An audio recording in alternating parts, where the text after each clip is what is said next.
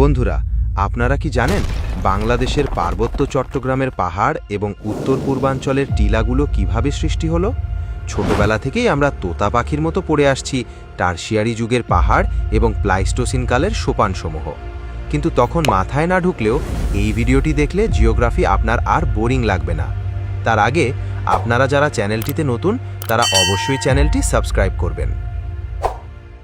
প্রায় ৩০ কোটি বছর আগে পৃথিবীতে একটি মাত্র মহাদেশ বা সুপার কন্টিনেন্ট ছিল, যার নাম ছিল প্যানজিয়া। প্রায় ১৮ কোটি বছর আগে এটি ভেঙে উত্তর গোলার্ধে লরেশিয়া এবং দক্ষিণে গন্ডোয়ানা ল্যান্ড নামে দুটি মহাদেশ তৈরি হয়।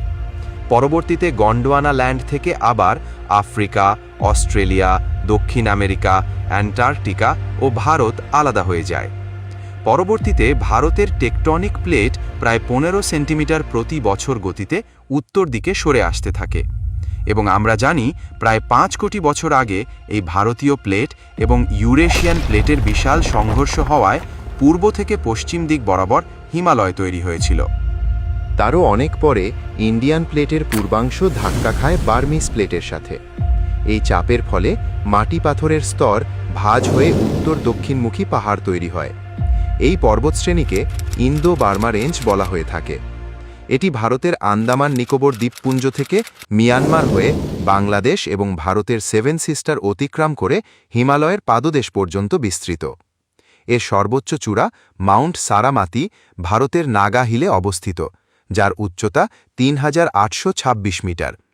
মিয়ানমার অংশে এর সর্বোচ্চ চূড়া মাউন্ট ভিক্টোরিয়া বা নাথ মাথাং। চীন প্রদেশে অবস্থিত মিয়ানমারের সর্বোচ্চ চূড়ার উচ্চতা ৩০৫৩ মিটার। ইন্দো বার্মা রেঞ্জের বাংলাদেশ অংশে রয়েছে বাংলাদেশের সর্বোচ্চ চূড়া ১২৮০ মিটারের তাজিংডং বিজয়। এটি বান্দরবান জেলার থানচি উপজেলায় অবস্থিত।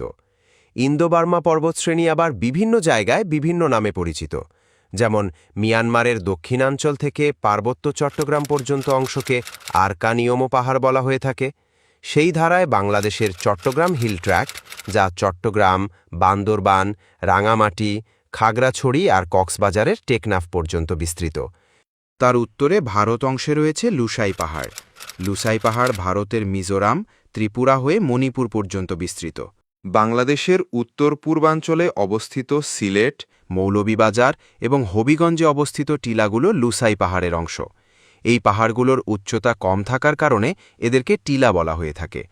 তাই বলা যায় বাংলাদেশের উত্তর পূর্বাঞ্চলে অবস্থিত টিলাগুলো টারশিয়ারি যুগে সৃষ্ট ইন্দো বার্মা পর্বতশ্রেণীর শেষ অংশ। কিন্তু এখানে চাপ কম থাকার কারণে এখানে ছোট ছোট ভাঁজ উঠেছে টিলা আকারে, যেমন কালা পাহাড়, লাউয়াছড়া বা সাতছড়ি। এদের উচ্চতা ৫০ থেকে ১০০ মিটারের কাছাকাছি। লুসাই পাহাড়ের পূর্বে মিয়ানমারের চীন এবং কোচিন রাজ্যে চীন এবং কোচিন পাহাড় বিস্তৃত। লুসাই পাহাড়ের উত্তরে রয়েছে নাগাফিল। তার উত্তরে হিমালয়ের পাদদেশে রয়েছে পাটকাই পাহাড়।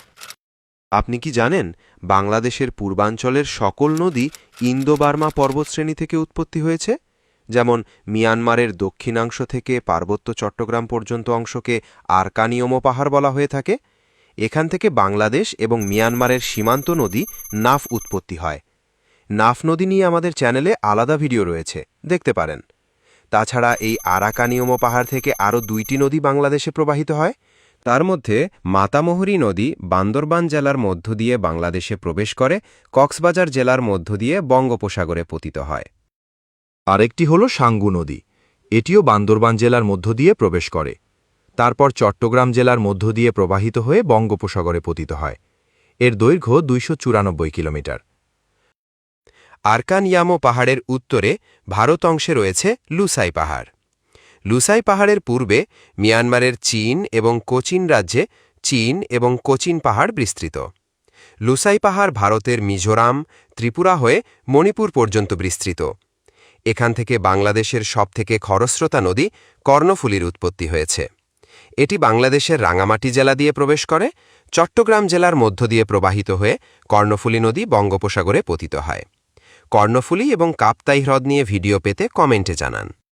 লুসাই পাহাড়ের ত্রিপুরা অংশ থেকে ফেনী নদীর উৎপত্তি হয়, বাংলাদেশের ফেনী জেলায় প্রবেশ করে বঙ্গোপসাগরে পতিত হয়। এর দৈর্ঘ্য ১৫৩ কিলোমিটার। কুমিল্লার দুঃখ হিসাবে পরিচিত গোমতী নদীও এই লুসাই পাহাড় থেকে উৎপত্তি হয়। ভারত থেকে বাংলাদেশে প্রবাহিত প্রায় সকল নদীতেই ছোট বড় বাঁধ রয়েছে। গোমতী নদীর প্রবাহের শুরুতেও ডুম্বুর ব্যারেজের মাধ্যমে গোমতীর সকল পানি ডুম্বুর লেকে আটকে রেখেছে ভারত। যদিও আজকে এই বিষয়ে বিস্তারিত বর্ণনার সুযোগ নাই, আন্তর্জাতিক নদীতে ভারতের অবৈধ বাঁধগুলো নিয়ে ভিডিও পেতে আগ্রহী হলে কমেন্টে জানান। গোমতী নদী কুমিল্লা জেলার মধ্য দিয়ে বাংলাদেশে প্রবেশ করে মেঘনায় গিয়ে মিলিত হয়। এর দৈর্ঘ্য ৯৫ কিলোমিটার। হবিগঞ্জের বিখ্যাত খোয়াই নদীর উৎপত্তিও হয় লুসাই পাহাড়ের ১৮ মুড়া পর্বত থেকে। সেখান থেকে খোয়াই নদী হবিগঞ্জ জেলার মধ্য দিয়ে বাংলাদেশে প্রবেশ করে কিশোরগঞ্জের কাছে মেঘনায় মিলিত হয়। বাংলাদেশের উত্তর পূর্বাঞ্চলের মনু নদীর উৎপত্তি হয় ত্রিপুরার লুসাই পাহাড়ের ঢাল থেকে। তারপর নদীটি মৌলভীবাজার জেলার মধ্য দিয়ে অতিক্রম করে কুশিয়ারায় মিলিত হয়। ইন্দো-বার্মা পর্বতশ্রেণীর লুসাই পাহাড়ের উত্তরে রয়েছে নাগা হিল। এখান থেকে মেঘনা নদীর অর্জিন বরাক নদীর জন্ম নেয়। বরাক নদী সিলেট জেলায় প্রবেশ করার সময় দুই ভাগে বিভক্ত হয়ে সুরমা এবং কুশিয়ারা নামে বাংলাদেশে প্রবেশ করে। বরাক নদী নিয়েও আমাদের চ্যানেলে আলাদা ভিডিও আছে, চাইলে বিস্তারিত দেখতে পারেন। বন্ধুরা, আজকে আমরা পার্বত্য চট্টগ্রাম এবং সিলেটের পাহাড়গুলো নিয়ে সহজ অ্যানিমেশন দেখলাম।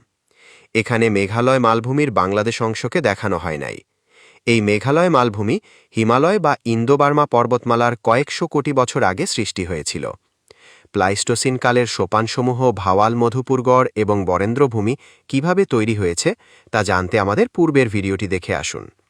আজকের ভিডিওটি থেকে উপকৃত হয়ে থাকলে আমাদের সাথে যুক্ত থাকুন, আর পরবর্তী ভিডিও কোন টপিকে চান কমেন্টে জানিয়ে দিন। আর নোটিফিকেশন অন করে রাখুন যেন কোনো ভিডিও মিস না